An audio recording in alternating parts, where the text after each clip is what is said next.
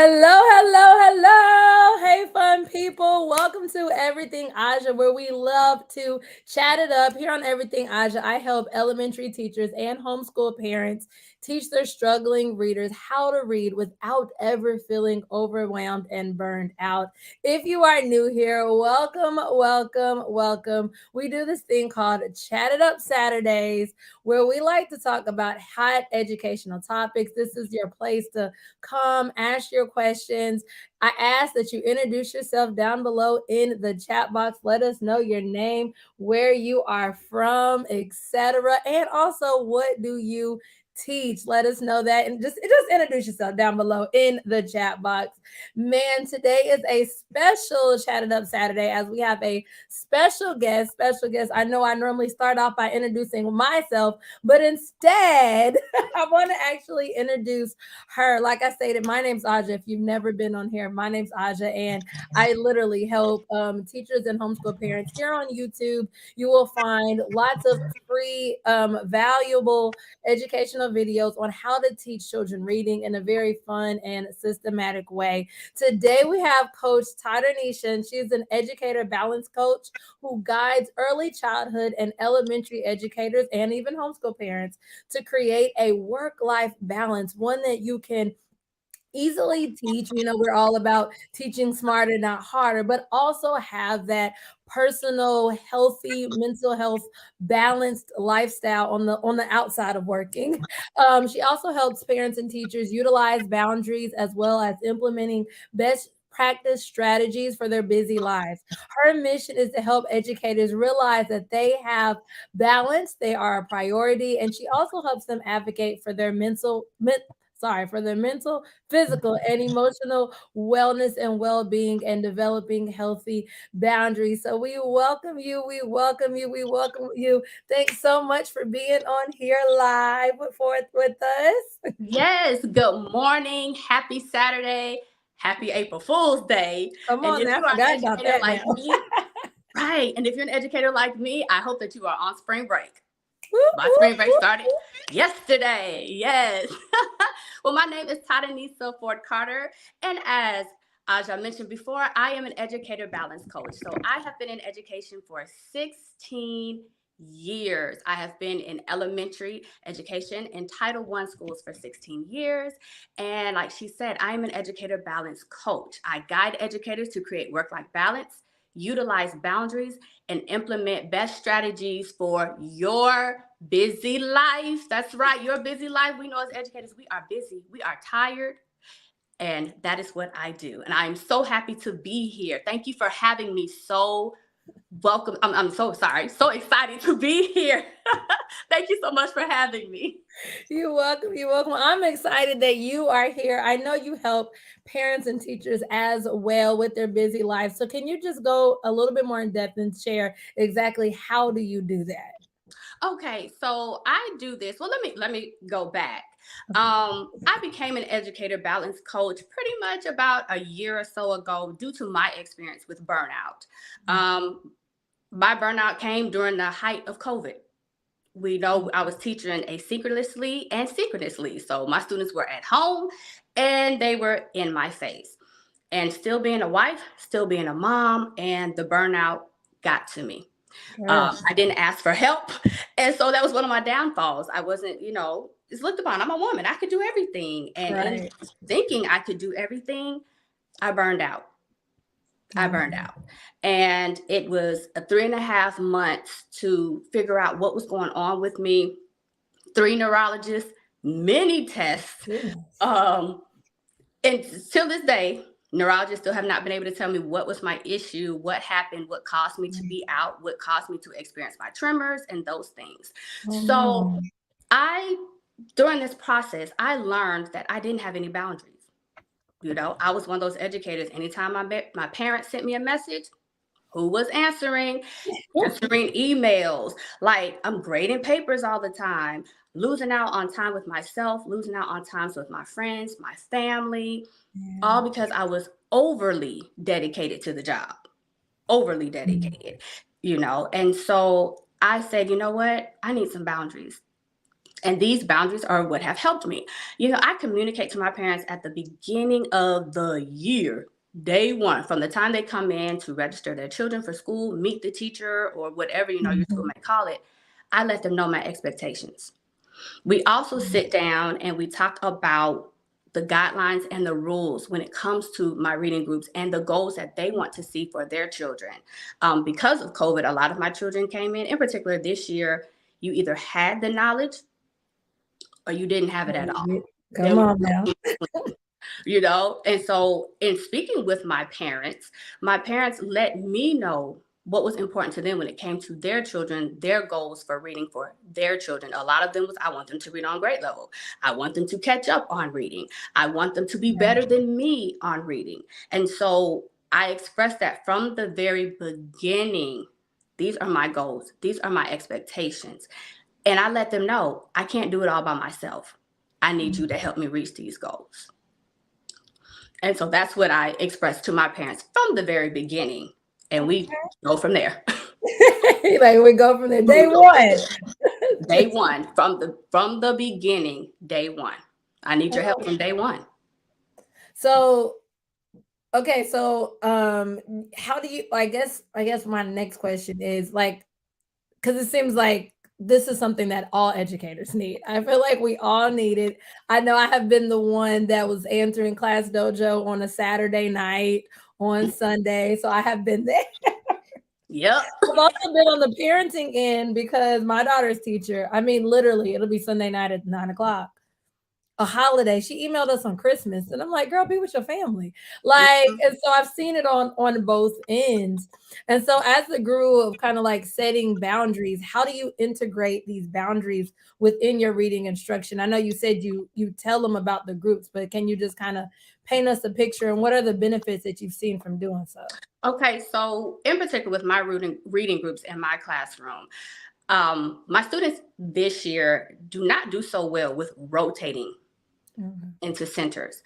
So because they did not do so well with rotating into centers, because again, like I said, my students, you either had it or you didn't. There was no in between. And those that did not have the reading skills, like my other students, struggled. They cried. They felt defeated. Right. So we came up with, and we know we've heard this before, the your must do, your should do, your could do Mhm. type of deal. And I have it on the board, everything that everyone must do, Okay. what you should do, could do. And sometimes I have also catch up on your do. Okay. And so again, the should do is their independent, what after I've done the mini lesson. Right. You Okay. must complete this assignment. Next thing, based upon where they are, their reading strategy, where they're not going to feel defeated, I do come up with a should do. Each one of my kids, so I'm an ESOL certified. So majority of my students in my classroom are ESOL students. So they have to get on the different programs for their ESOL needs. And then I have students that are typically lower. So I have those programs they have to get on. There was literally about 6 different programs these students have to get on. And I have Right. some students that qualify for all 6 programs. And I'm Mhm. like, this is just not going to work. So Mondays, Wednesdays, Fridays, our should do is the same, but Mhm. based upon where they are. So some students may have to get on Imagine Literacy. Some students may have to get on Amplify. Some students may Mhm. have to get on iReady. Those other students that do not, I do allow them to get on Epic or a different program that addresses their needs, because I do set up their individual reading levels on their computers for them to be able to do that. And then I also meet with my students twice a week. Monday and Wednesday, a group. Tuesday, Thursday, a group. And Friday is for those extra students that struggle a little bit more. We do read together. The boundaries that I have set up with my students, they know that they cannot come and interrupt me doing my group. So I have a basket with small, like mini clips that you can get from the Dollar Tree, numbered 1 through 10. Mhm. So if I'm working with a group and they have a question, they know to pull that clip. So you might pull clip number 1. They continue on working on whatever it is that they Mhm. can do without me. When I'm either done with this group or when I'm getting a break from this group or we're transitioning, I may say, okay, number 1. Not only, I also have student workers, my high learners that do work well with my low learners as well. So if I'm not able to get to them, I use their classmates with one, Mm-hmm. and they love doing that with one another. But they know they cannot come and interrupt me during that time if I'm working with a group, because that is our designated time. So you know to pull your clip. I also have a sign that says stop. Did you ask 3 before coming? Before me, come on now. So if I give these instructions, I'll say, anybody have any questions? No, ma'am. No, ma'am. And then all of a sudden, hands, stop. You have 3 set people, and they have 3 set people to ask. The 3 people that I know that I can be dependent upon, not the ones that will play around. Right, So right. these are the boundaries that I have integrated. And this has also allowed my students to become more independent than always asking me, how do I spell this word? What does this word mean? How do I sound this word out? You know, they've become more independent, and I've seen the confidence sky high. They're like, I can do this on my own. So those are the boundaries that I have set, and it has worked, and it has not allowed me to pull my hair out by saying, go sit down. You see I'm with this group. Go sit down. I'm talking to her right now. We're working with a group. Do you see I'm working with a group? Go sit down. So those are the things that I do that help create our boundaries in our classroom, and also helps build that confidence, because they're proud to see that they're able to do it themselves, or they're you know what, Miss Ford Carter will get to me when she has that time to designate to me and solely me. Right. I didn't even realize, like, I'm listening to this and I'm like, oh, yes. Because I'm like, I didn't even realize I have boundaries. You I'm like, do. You do. listening to you say that, I'm like, yeah, because I did the same thing. Only, like, you have the clips, which I like that because then they're numbered. Mm-hmm. And so I had like a little mailbox that I got like from Five Below, and then they would have to write their questions on the mailbox, but it was ask 3 before me. So you had to ask 3 people, and then if you had to ask me, it was on a note card you had to put in the mailbox. But it wasn't numbered. It like you actually have a system Mm-hmm. of how to do that. But I'm like, man, that's a boundary. Didn't even realize that, because so often when you think about setting boundaries, you almost think about the teacher to admin ratio, Right. like setting boundaries, saying no. Like when I hear setting boundaries, and y'all let us know down below in the chat box, what do you think about when you hear setting boundaries? Because so often you just think about boundaries as in when admin tells me something, I say no. You know, but even listening to him, like you're right. There's boundaries you set between, teacher and parent, boundaries you set between Mm-hmm. teacher and child, and like that's just. Look, I know I'm receiving the aha moment. I'm sure y'all are also down below in the chat box. Let us know your thoughts. Man, that is so good. I'm like, man, I have boundaries. And Even I'm gonna in tell you that reading what? the clip system has been a lifesaver, because it's so much easier to be like, okay, who's number one? And we handle it. And the kids also like that we are one-on-one.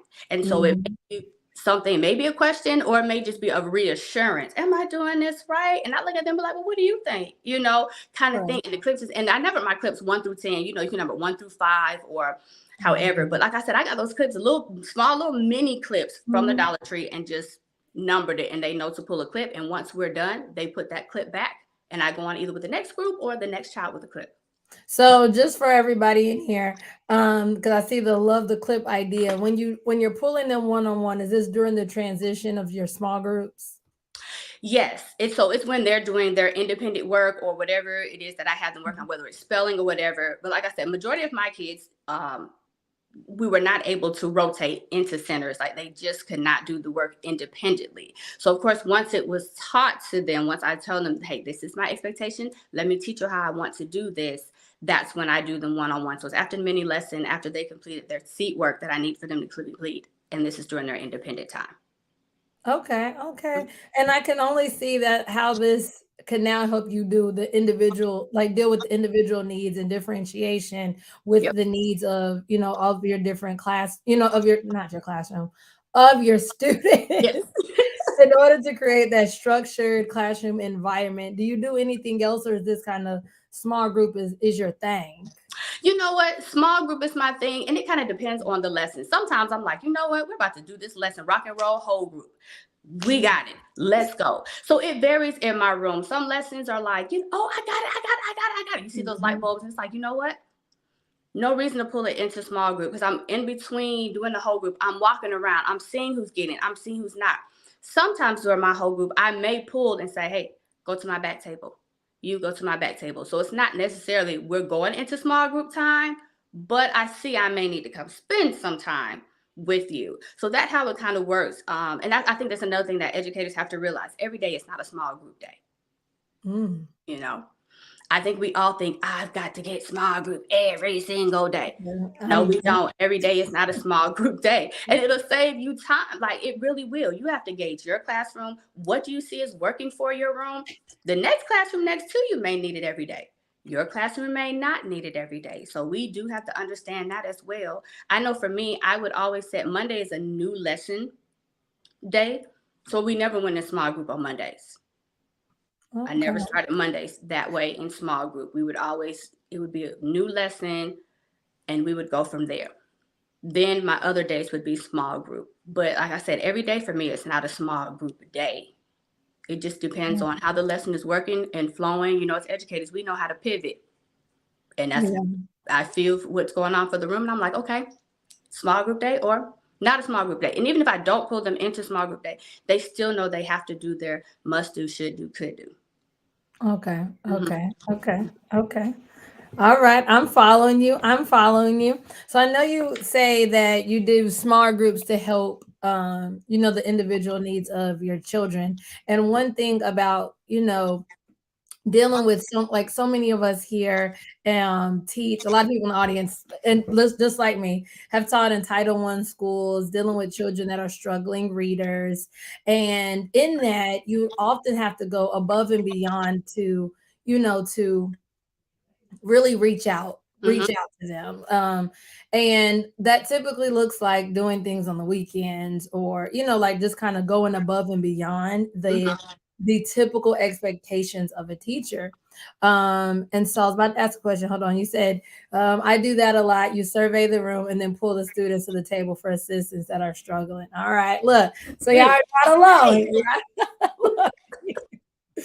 But with doing that, like, and trying to have that work-life balance, how do you communicate your boundaries to students and parents when it comes to struggling readers and your reading instruction?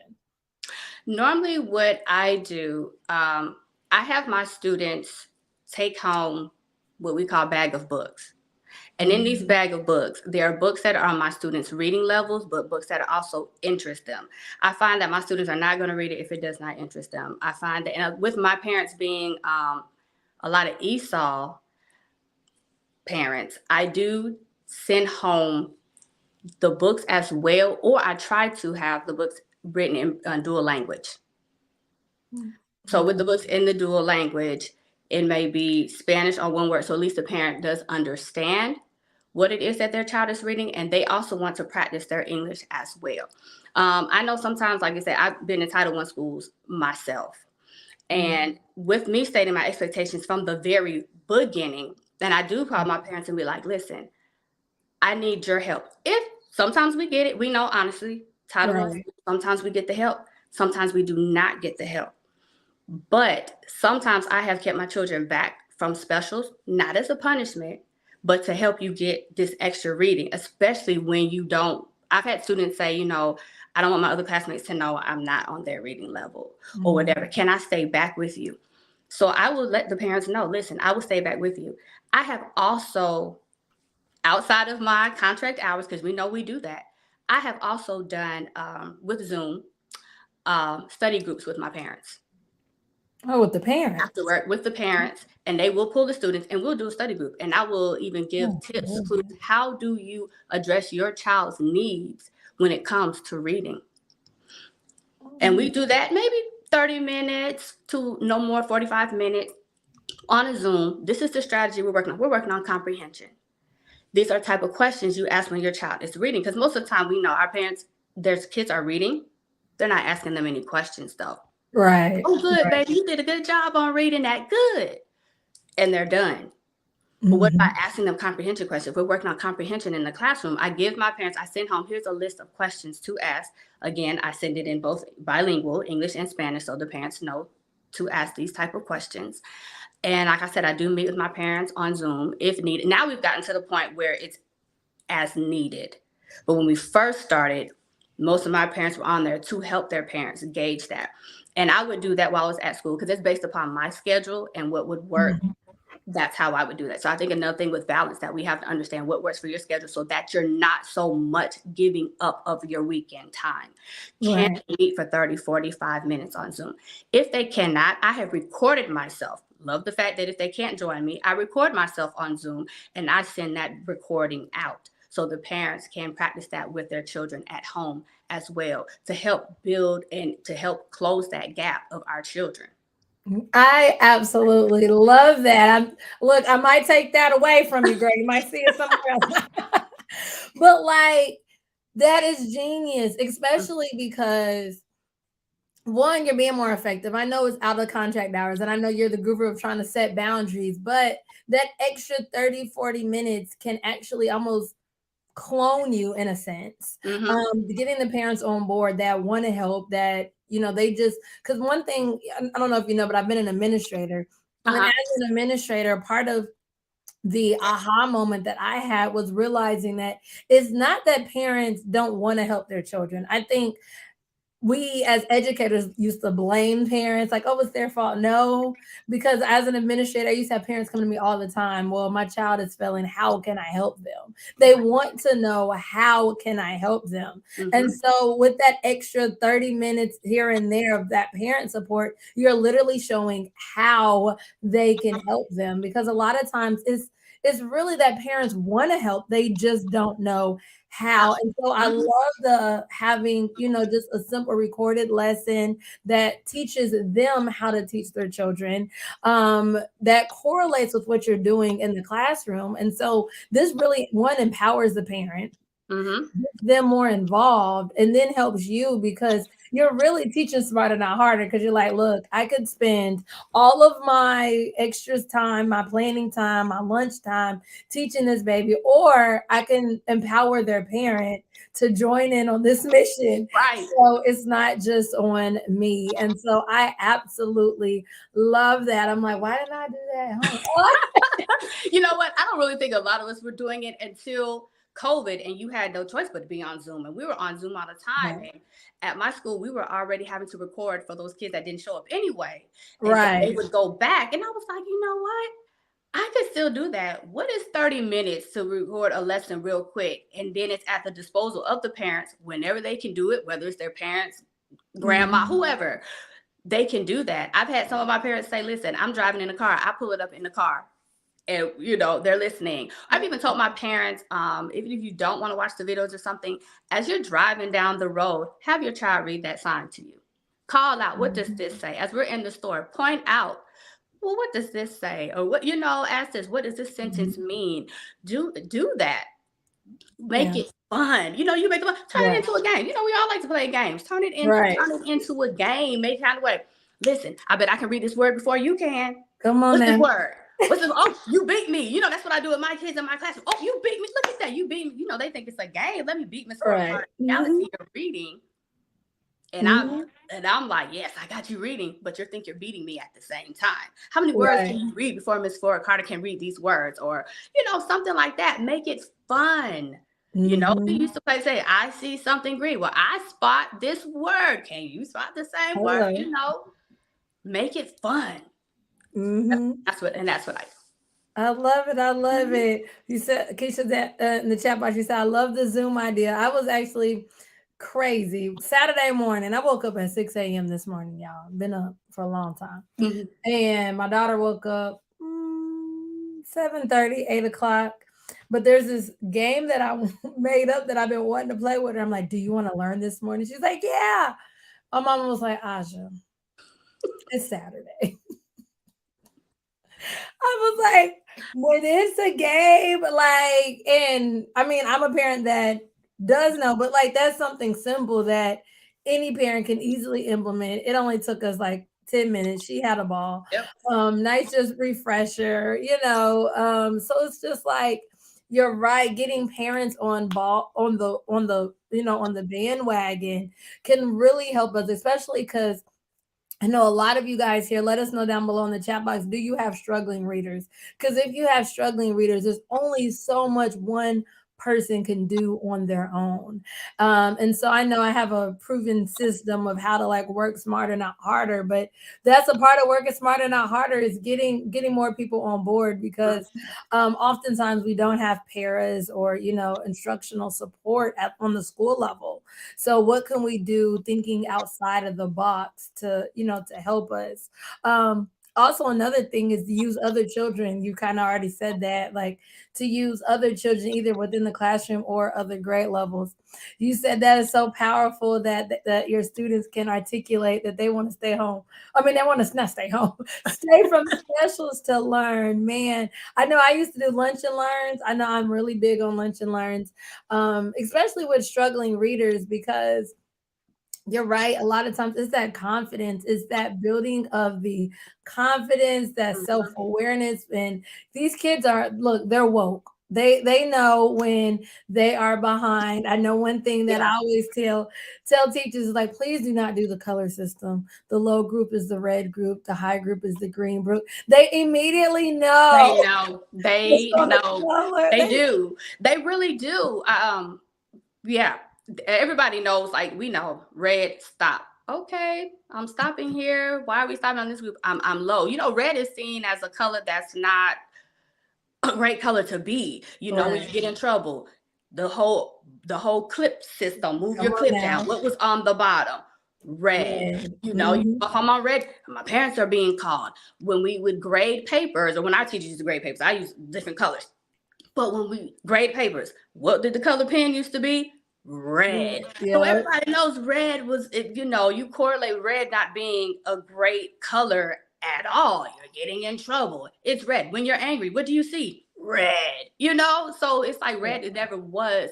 So my kids are into Minecraft and superheroes and things like that. So every group is a different.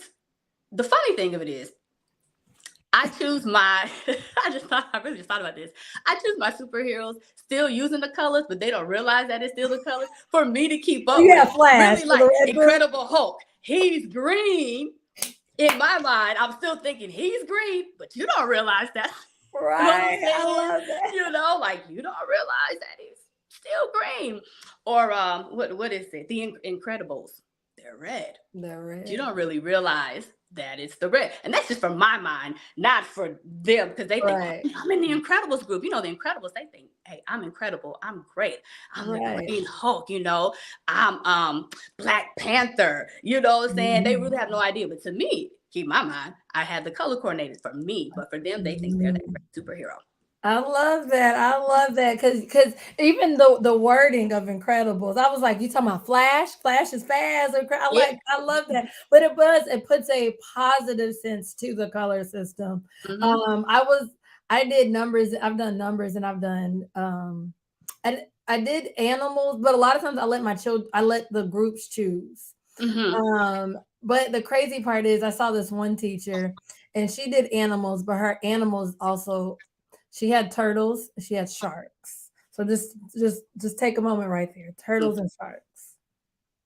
Yeah. Turtles, the I slower was group. like, that's even worse than the color system. Who Right. wants to be in the slow turtle The group? slow turtle group. Yeah. Yeah. I want to be in the smart shark group. Like, I was like, that's the same thing. You're Right. doing the same thing. Like, it's just like, oh, I didn't even realize it. I'm like, I know, because we have to, a lot of times with children, we have to build up their confidence.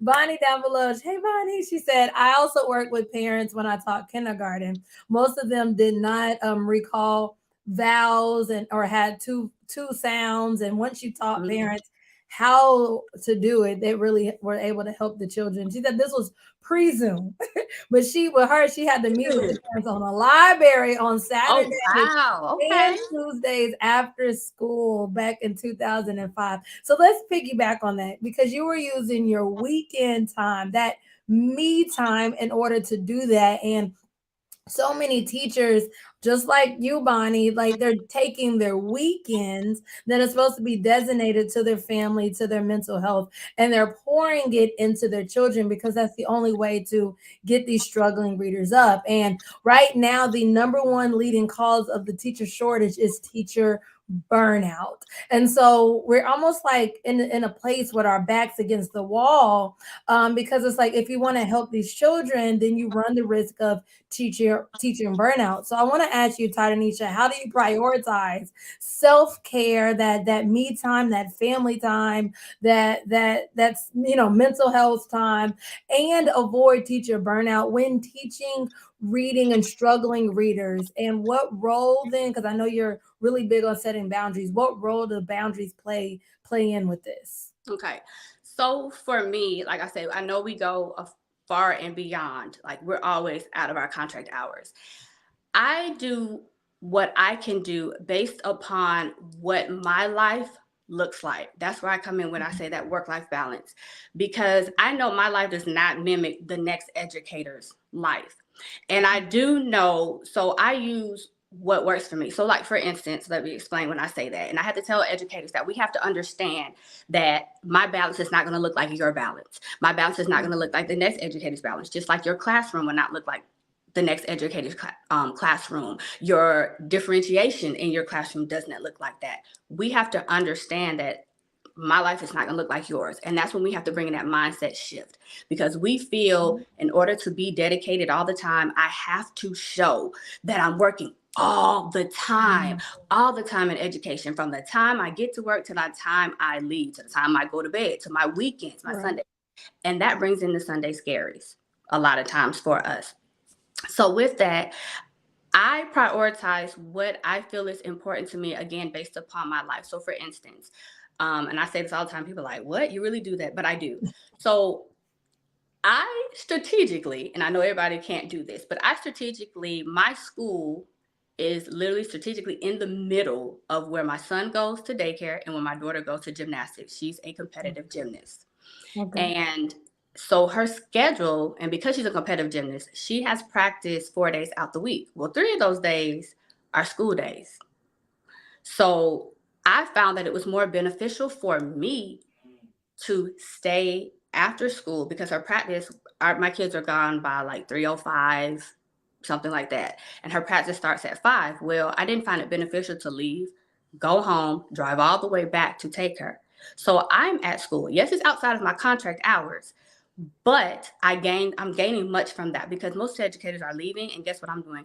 One day is dedicated to making whatever copies I need for that day. Nobody else is in that building. They've left. Well, I get my copies all for the next week, because guess what? When next week comes, guess who don't have to make copies and try to figure out what am I teaching? I already have. The next day, I spend grading papers. That's it. I only grade papers one day in that time period. So from the time my students leave, well, I'm usually up running around for a little bit, running my mouth. You know how we do. But up until I leave the school at about 4:30 to take her to practice, I grade papers. That's it. I grade papers one day out of the week. If it doesn't get graded, it doesn't get graded. I am in no hurry to rush to give you those papers. I allow myself grace, and that's what we have to give ourselves, is grace. And we don't recognize we need to grace. We're not going to be able to do everything, and that's a hard thing for us to take as educators. Like, we feel like we got to rush. I got to get it done. I got to teach this standard. I haven't used my standards. I haven't taught this. I didn't get to that. Give yourself grace. You have to give yourself grace. Then the next day that I have to stay, it's whatever I choose to do that I need to do. Maybe I didn't get to, or something like that, an email or something like that, because that allows me to have my weekends free to myself to do whatever I need to do. But I know everybody's life is not set up like mine. So what I do encourage other educators to do, if you feel like you must do something on Saturday, set a timer. Time yourself.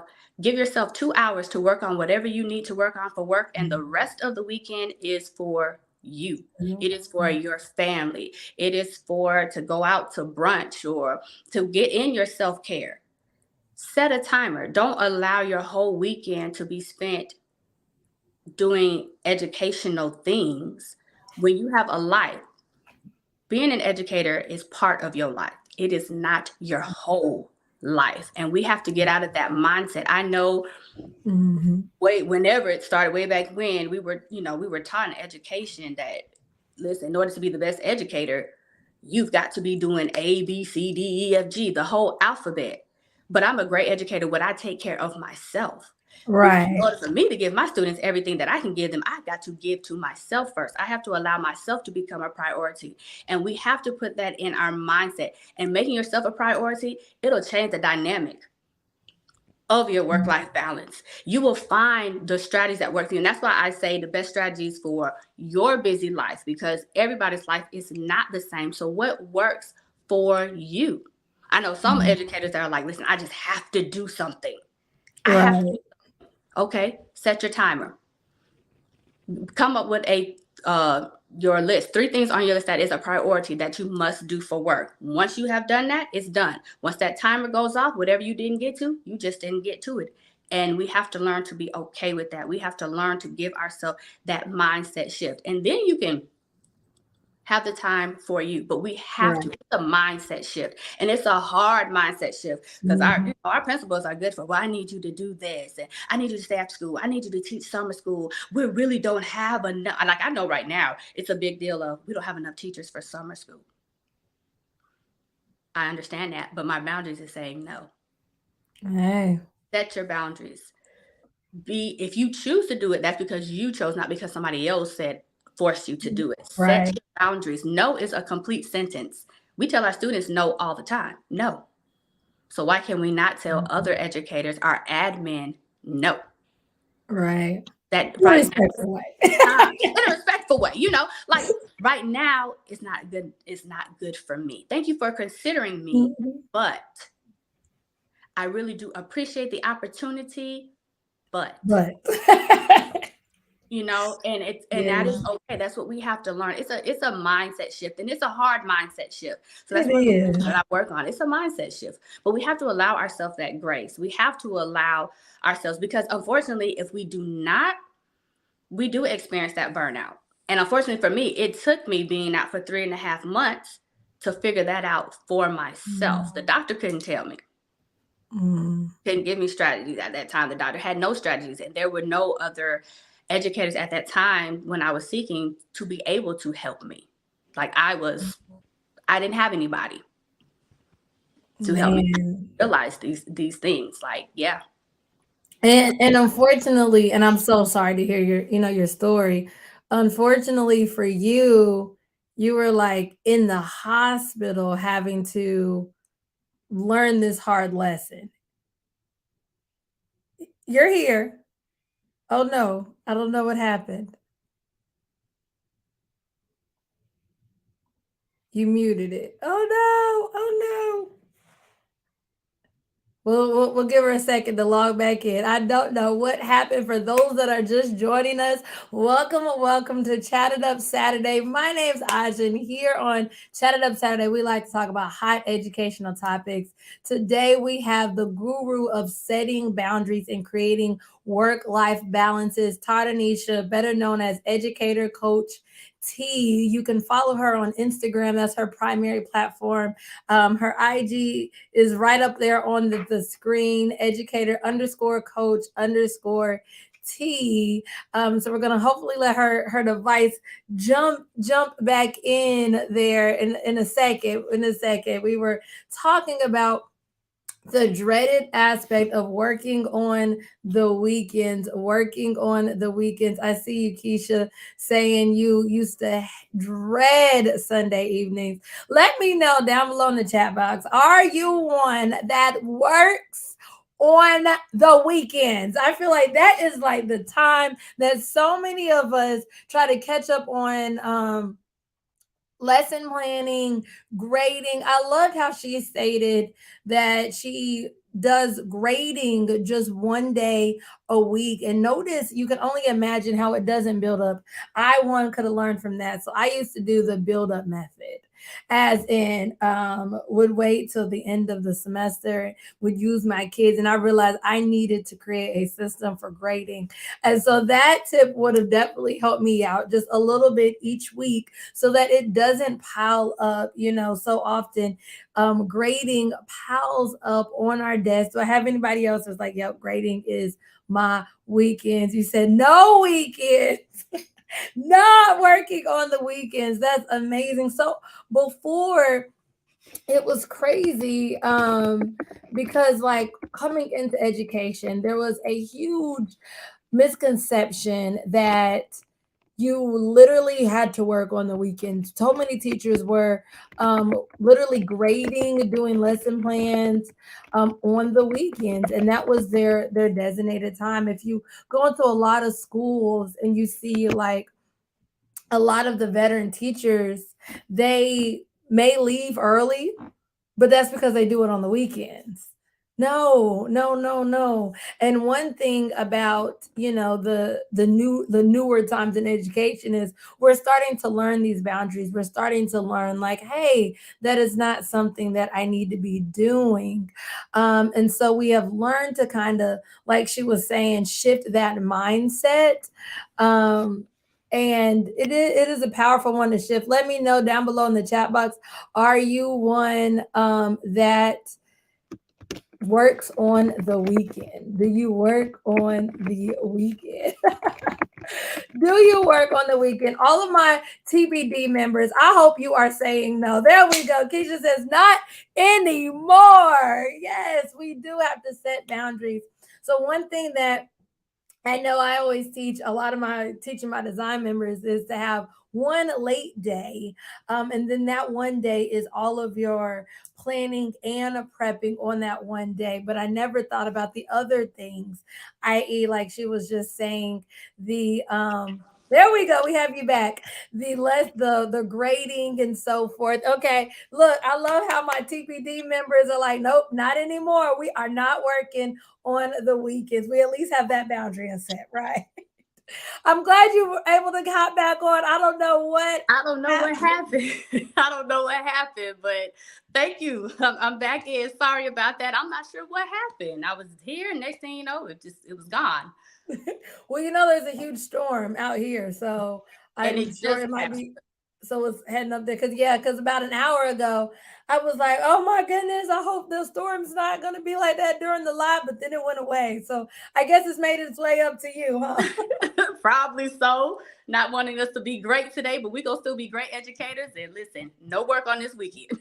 Yes, yes, no work on this weekend. Yes. So we talked about like no working on the weekends. That's one boundary to set. I also love the way, you've also told them about setting boundaries even within the reading instruction, setting Mhm. boundaries during small groups, setting boundaries with children. How do you set boundaries with parents? Or I guess So you said with parents and with admin. with parents and with admin. So I know definitely with my parents, like I said from the very beginning, I do let them know my expectations. And I have to say this, like, Class Dojo is wonderful. For those of you who use it, I love it because I put on my quiet hours. I let my parents know after a certain time, you will not get Miss Ford Carter. And what I like about it, the quiet hours on there, so that's how I communicate with my parents. But Mhm. I like the fact that it says teacher is able, or something to the fact that teacher is able to see your comment, or you know that teacher will not respond till the next morning once you set your quiet hours. I also remind my parents that my district allows 48 hours before I have to respond. So you might not get a response from me in 5 hours, 10 hours, 24 hours. You might get it in 48 hours because those sometimes the parents leave us comments where I have to really think about how I'm How going to to respond. respond. So I need those 48 hours sometimes, But and they do know that, and I do let them know, listen, I have a family as well, and I understand that your child is so important to you and they are important to me as well. But in order for me to give my best to your child, my student that you are trusting me with, this is my cutoff time so that I can be ready, prepared for the next day. And my parents actually do not seem to have a problem with that. I do have parents that do message me outside of my contract hours. But again, Dojo lets them know teacher will not respond until after 6, whatever your time is that you decide to set up. So that's one way that I communicate my boundaries with my parents. I also let them know that I will not respond to them on Dojo until I get a break.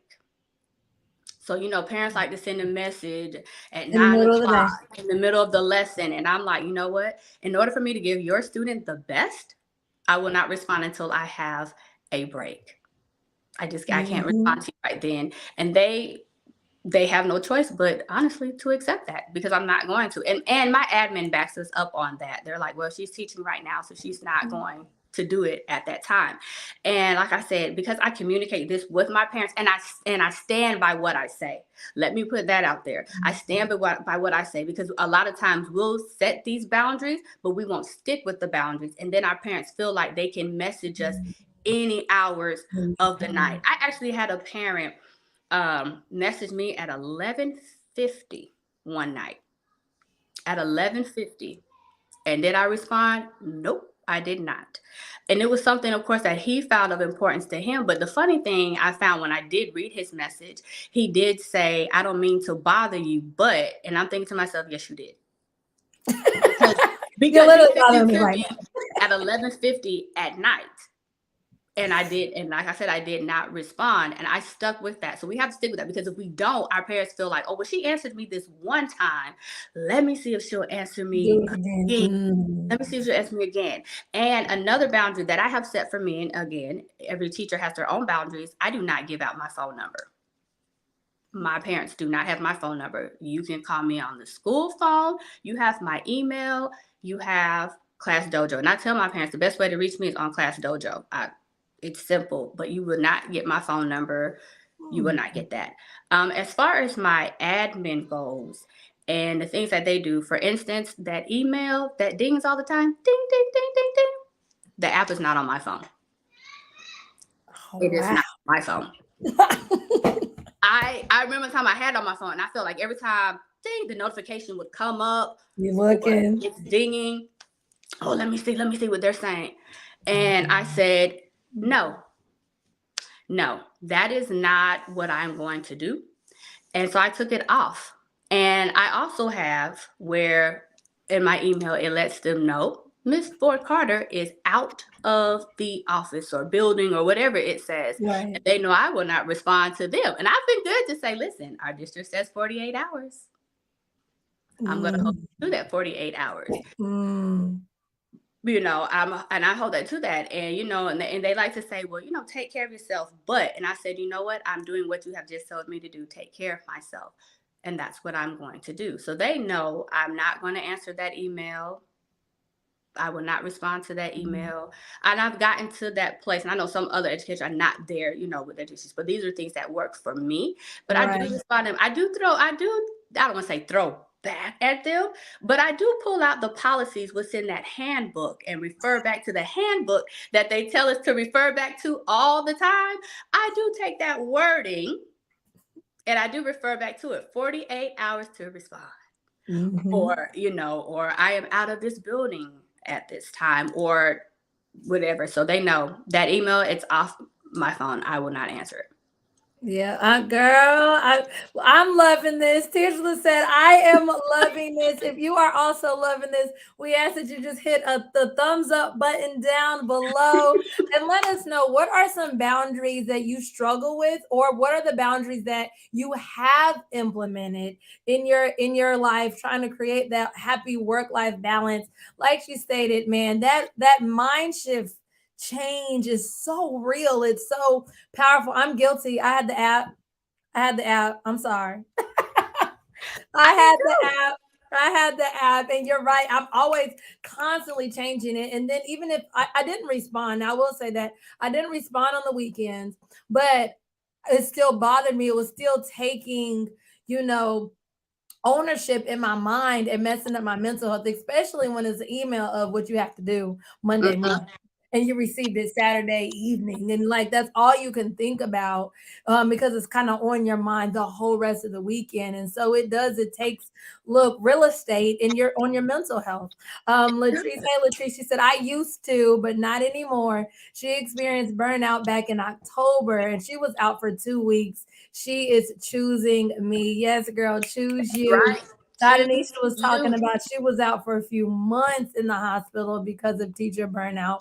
And it is real. It is real. I had no idea that Class Dojo even offered that. I was like, what? Yes. So for those of you guys that Turn use it on. Class Dojo, set your office hours. Latrice says she uses the Remind app. Yep, it does it too. Yes, it does. That is Said it. crazy, crazy, crazy. You said if I don't have the app, I wouldn't be able to keep up with my job. I'm horrible checking emails on the laptop. So Keisha, then set some hours. Set some checking hours. Set your hours. You have the app, love the app, but set your hours at the same time. Like you said, it does. You see that email and it's bothering you, and it's nothing Mhm. that you can do about it until you get back to work anyway. So why? I just came from a teacher conference, and it was so funny because we were gone from our students for 2 days. And so it was three of us from my job. And I realized that it's so imperative to continue to talk about boundaries and balance with educators, because my two coworkers, one, her students went on a field trip, and the other one, her students was just still in the building. And the one whose students were on a field trip, oh, people just messing. Oh, your kids did this on the field trip. Your kids did that on the field trip. Your kids did this. So her total mood changed. So we went Mhm. from enjoying herself to, now I got to get them when I get back on Monday. Now I got to do this. So now you're no longer enjoying, because now you're worried about what you're going to have to do as a consequence or discipline or whatever for their behavior. And, and someone had messaged me. I saw the message. I never responded. I Mhm. never responded. And it was a good comment about my students and how they were doing with the substitute and everything. But I never responded because this is my time. Right. I'm doing something for me, my time. So I never responded. And I, matter of fact, closed the app. Boop. Didn't look at the text, put it to the side, and enjoyed myself at the rest of the conference. And my other one, they had emails popping up. What were they doing? Checking that email. And I said, why? What can you do?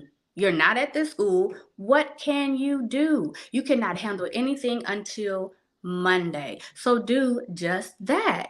Handle it on Monday. Or Right.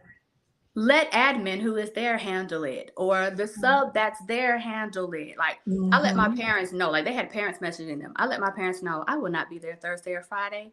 So what happens, Miss Ford Carter has no control over. And again, because I related this to my parents from the beginning, they understood and they not expected, what's the word I'm saying? They respected what I had taught them, and I saw the shift, because we feel like there again, oh, I've got to get my students, or I've got to be on, or I've got to handle this classroom, I've got to handle this need from someone else, because we know other people will project their need at that moment onto us, and then it becomes our need, Mhm. and then it takes over, and then they've long forgot about it, but you're still thinking about what I have to do for my students because of their behavior. You're still thinking about it. Right. Yep. Yep. Absolutely. Absolutely. Latrice said, look, work stays at work. And does. And does. I have a few of my close friends, and we actually all met first year teaching. We all started at the same time. And it for me, my mind shift started switching right when I had my daughter. And when I became a mom, I wanted that title because so often, when you say, what do you do? Like, hey, tell me a little bit about yourself. You immediately go to, I'm a teacher. Mm-hmm. But then there's something that happens when you become a mom that you want that title before teacher. Yep. And for me, that's when my kind of mind shift changed, but they didn't have children yet. So their mindset was still on, I'm a teacher, the educator first before the personal. And then whenever we would meet, I was like, I don't want to talk about work. I don't want to talk about work. Let's talk about something Yep. different. But it's a mind shift change that must happen. So I must ask, for teachers that are dealing with that mind shift change, that are struggling with creating boundaries, how do you personally work with teachers, and how would they get in contact with you if they're interested in learning even more about how to have that personal work life balance? Okay, so for those that are struggling, what I do have, I have a what I call a balance discovery call. And so that's a 30-minute call where we are talking about what it is that you feel you need that's important to you. What is it in your life that you feel you are lacking when it comes to your boundaries, when it comes to your balance? What it is that you feel that you want to spend more time on? We also work on the mindset shift of realizing that we are humans first before we actually go into being educators. Before you were an educator, who were you? While you're an educator, who are you? When you leave education, who will you still be? Because education is a part of you. It's not all of you. You had a life before you became an educator. What happened to it? Let's get it back and make it even better. I also do have a 2-hour one-to-one strategy sessions where we are talking more in depth about your balance and your boundaries and those best strategies that work best for you. I will be honest, mindset shifts will not happen in a 2-hour session, but it will start to get you thinking. And we got to take one step before we get to the other step.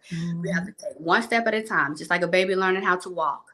We crawled first before we stood up and started walking, because it's hard. We want to be that on educator all the time. But unfortunately, things happen to us that changes our mindset. The burnout happens, whether it's for 2 weeks, like was mentioned, or for me, 3.5 weeks, or I'm done. I'm ready to leave this profession.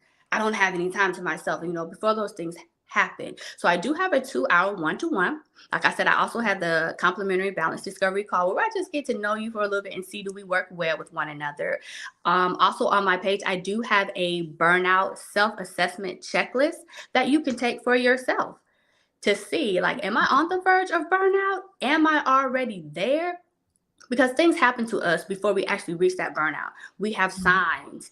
Am I exhausted? I'm not talking about tired. I'm talking about exhausted, where a nap doesn't do anything.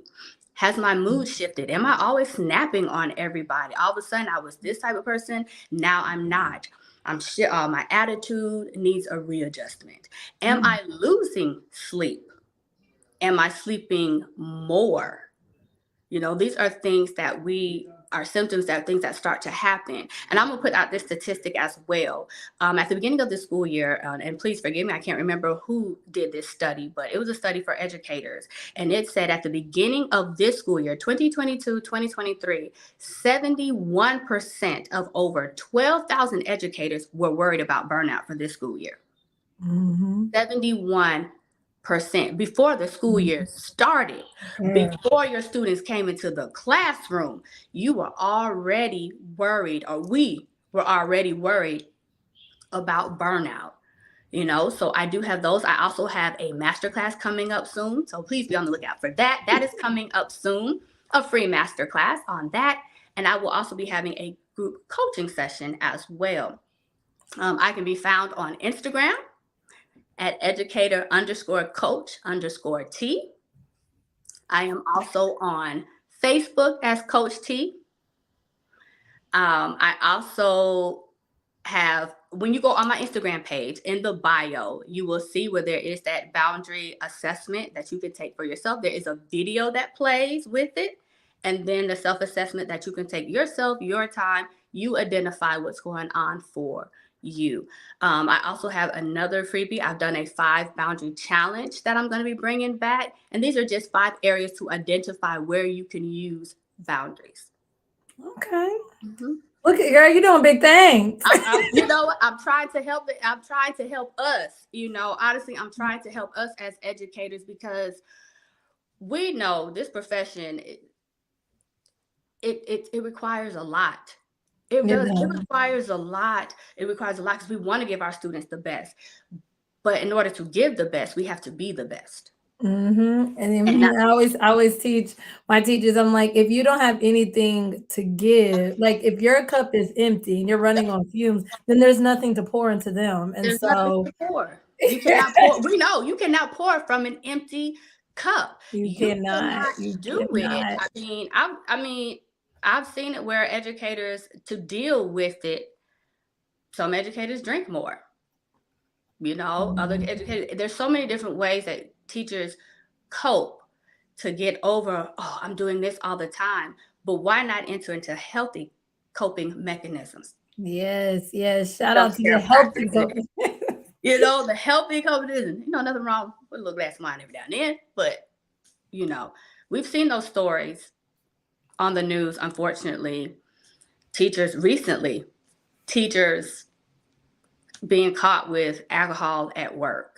I know I've seen it here on the news here in Georgia. I'm not sure if you have, but it Mhm. was on the news, teachers, I think it happened like two in 1 week where you thought they were drinking water. It was clear, but it wasn't water. I think that's always happened though. Yeah, and it has. It has. And here's the thing though, it's so much more now in the forefront because educators speaking out a lot more than what we used to speak out. We used to just let it, Well, we would now we have more of a authoritative say so and power. So mm-hmm. yeah, it is big. And so as we start to implement these boundaries and start to put ourselves first. Please remember, you guys, to stick to the boundaries that you Stick set, to because it's one thing to get on here, receive all the knowledge, but if you're not using it and implementing it, then you do run the risk of burnout. And we don't want to see another one of us in the hospital. Sorry that happened to you. Sorry that happened to you. Latrice down below in the chat box. But let's not let that happen to anybody else. So let's speak out, set our boundaries, stick to our boundaries. Thank you so much for being here Thank live. I've you. added Thank you. her entire work with me page is down below in the chat box. So you can definitely check that out here. Grab your free burnout checklist. I'm like, I'm about to take that right now to see if you run the risk of teacher burnout. And don't forget to follow her on IG. Is right there on the screen, educator underscore coach underscore T. Well, thank you so much for being here. And you're so Thank knowledgeable you. about Thank setting you. boundaries. So thank you so much for spreading the knowledge and your amazing personality. We so appreciate you here on Everything Aja, and everybody else that tuned in live. Thank you so much. If you are watching the replay, go ahead, comment down below in the comments, hashtag replay. Let us know, what boundaries are you struggling with and what boundaries have you actually put into practice. I see the thank yous coming in. Thanks once Thank you more. so much. Thank you so much for having me. And Yeah. like I said, enjoy your Saturday. Take time for you. Do something for you. Get your nails done, go to brunch, something, but do something for you that's not educated related. Yes, yes. Thank you so much. Till then, next Saturday, you guys, for our next Chat It Up Saturday. And if you missed this week's video, we did really fun educational games to help your children prepare for their state standardized tests. So if you are an upper grades teacher, definitely check that out. And I'll see you guys next Chat It Up Saturday.